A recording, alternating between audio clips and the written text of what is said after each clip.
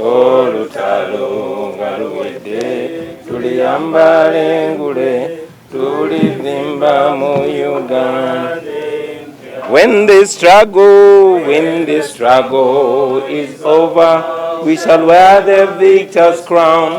We shall wear the victor's crown. We shall wear the victor's crown. When the struggle is over, we shall wear the victor's crown in the new Uganda. People power. Our power. Our power. People power. NUP. Everywhere. Everywhere. NUP. Thank you. Kindly take your seats. I salute you. You all recognize that our office has been under lock and key for the longest time. The military and police just left our office yesterday, even when we ran to the High Court to order them to leave our offices. We had not gotten a decision and an order from the High Court. Today we come to you to address a few issues, mainly three. I want to talk about the rampant kidnaps and abductions of Ugandans. Fellow Ugandans, you heard General Museveni recently came out and actually admitted to sanctioning the extrajudicial killings of Ugandans, the kidnaps, the abductions, and the detentions without trial. You also, General Museveni, bragging about killing Ugandans and about keeping many of them in illegal detention. We condemn that in the strongest terms possible. And I want to remind all of you that we are still doubting that the days of Pandagari are back. The days of dreaded extrajudicial killings and disappearances of Ugandans. We have raised this issue with various organizations, and we intend to push on because this is unacceptable. This must not go on in this our country. I want all of you to know that according to our statistics, more than 3,000 Ugandans have been kidnapped. Many of our leaders, supporters, and close allies are living in fear. Many of them are in hiding, while as we speak, we know that by the end of this press conference, we are going to get reports of many more that are being kidnapped. Unfortunately, when the police comes out to communicate to Ugandans, they give distorted information. We want to join the voices that are demanding for the immediate unconditional release of the Ugandans that are being held in various detention centers. I want to inform the country that tomorrow we shall be presenting a petition to the United Nations Human Rights Office here in Kampala to the same effect. So want to call upon all the relatives, the friends, the sons and daughters, the parents, the families of all those Ugandans that are missing, the Ugandans that are being illegally held. Please join us as we take this petition to the United Nations Human Rights Office here in Kampala to raise our concern. This will be tomorrow at 10 a.m. Ladies and gentlemen, allow me to also raise the concern of the civilians that were arrested by the military and now are being tried in the court-martial. You've seen soldiers and security operatives arresting people. Imagine a situation when the army arrests you, tortures you, holds you incommunicado for weeks and sometimes months. And then later, after a lot of demand, a lot of pressure has been exerted, they present you to a military court and then remand you. We disagree with that, and we are going to legally fight that. You are all aware that on the 30th of November last year, myself and my entire campaign team, we were rounded up by the military in the islands of Kalangala. I alone was airlifted by the military and dropped off at my house. but all our colleagues were detained. Many of them, particularly the close working associates of mine, were presented in the military court and charged with an offense that they purportedly committed on the 3rd of January this year. Just imagine that. They were arrested on the 30th of December 2020 and then were charged with an offense they purportedly committed on the 3rd of January 2021. These comrades include Nubian Lee, my singing partner for the last 20 years. They include producer Dan Magic, my music producer for the longest time. They include my close friend and head of our security, Eddie Mutwe. They include Sheriff Naja, my political personal assistant. They include a whole lot of young men and women that continue to be detained by the regime. Ladies and gentlemen, these are just a few of the names that are presented to you, but very many of them are being illegally held in prisons, having been illegally tried in military courts. We want to inform their relatives and inform the nation that we shall stop at nothing to fight for their rights. And indeed, we have petitioned the High Court to ensure that the military trial stops and they are either released unconditionally or they are presented in a civilian court.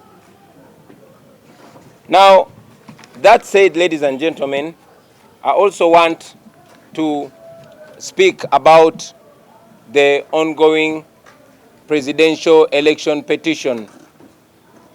You are all aware that on the 1st of February 2020, we filed presidential election petition number 1 of 2021, challenging the purported declaration of Museveni as the winner of the 2021 elections.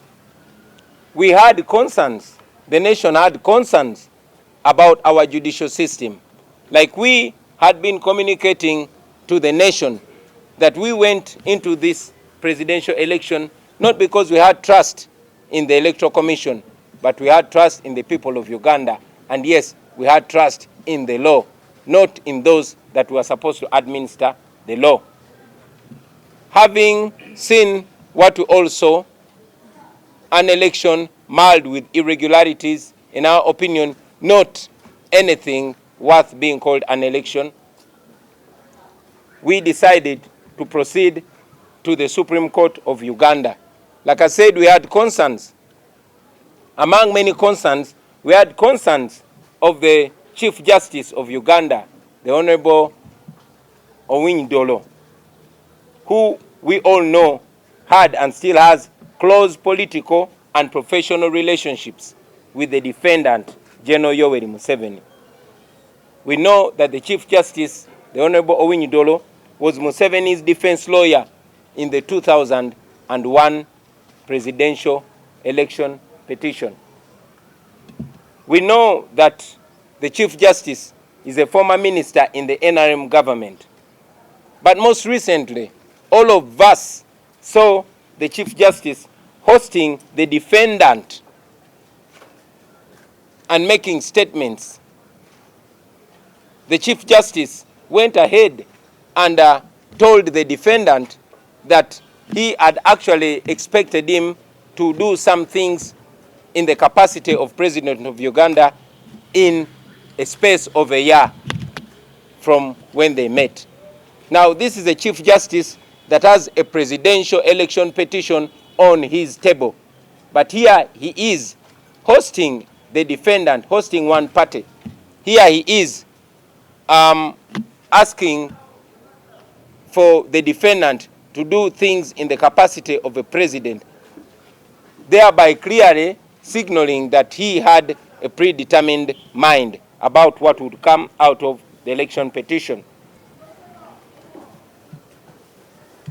We know that many others many other justices of the Supreme Court, in particular, the Honorable Mike Chibita, who also has worked closely with General Museveni, who is a defendant in this petition.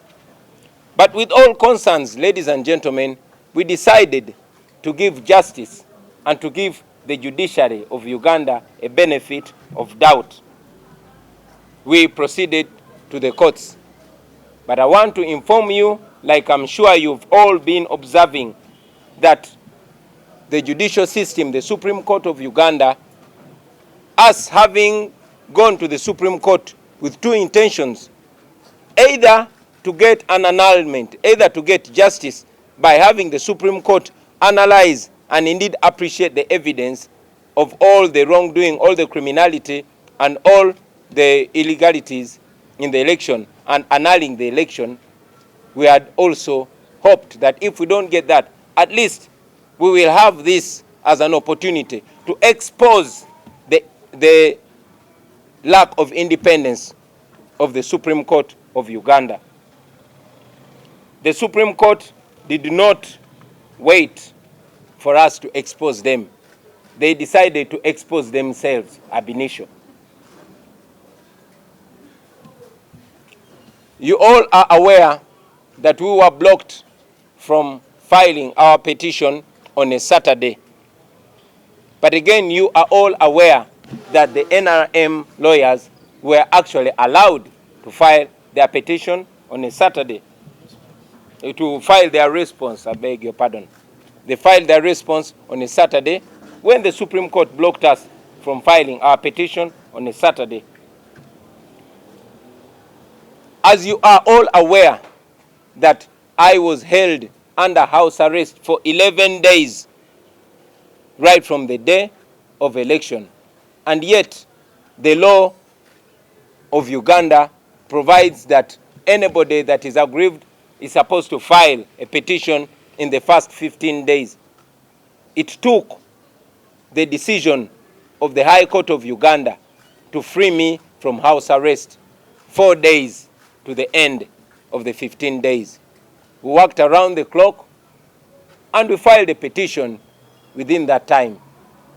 But as you are all aware that working under tough conditions, we indeed had to put more evidence and more grounds.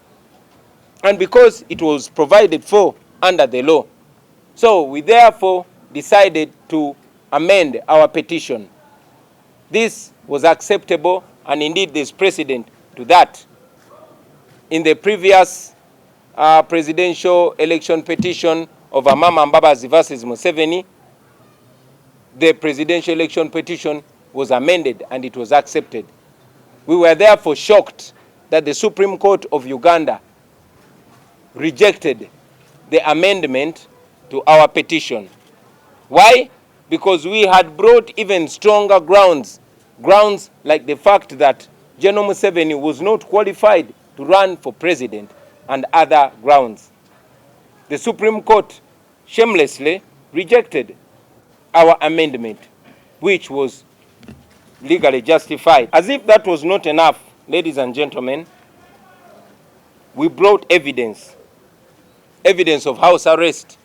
We informed the court that we were unable to pack all those facts and grounds in the first petition because I was clearly under house arrest, and it had taken the High Court of Uganda to free me from house arrest. And even if it had taken the High Court of Uganda, and even when they knew that there was precedent to the fact that one can amend a presidential elections petition, they blocked us from amending, therefore from bringing more firm grounds. That exposed the Supreme Court as biased and one-sided. We have been collecting evidence, and evidence continues to come in. Some of you journalists that have been following the presidential election petitions in the past, evidence has actually been, brought into court all the way into the hearing.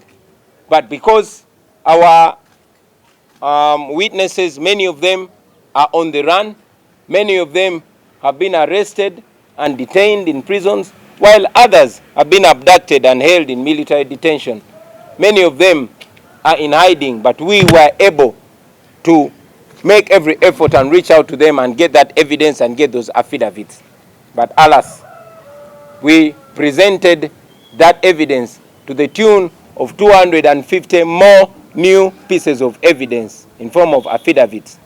But as we speak right now, that evidence is with the High Court, with the Supreme Court of Uganda, but is still being rejected.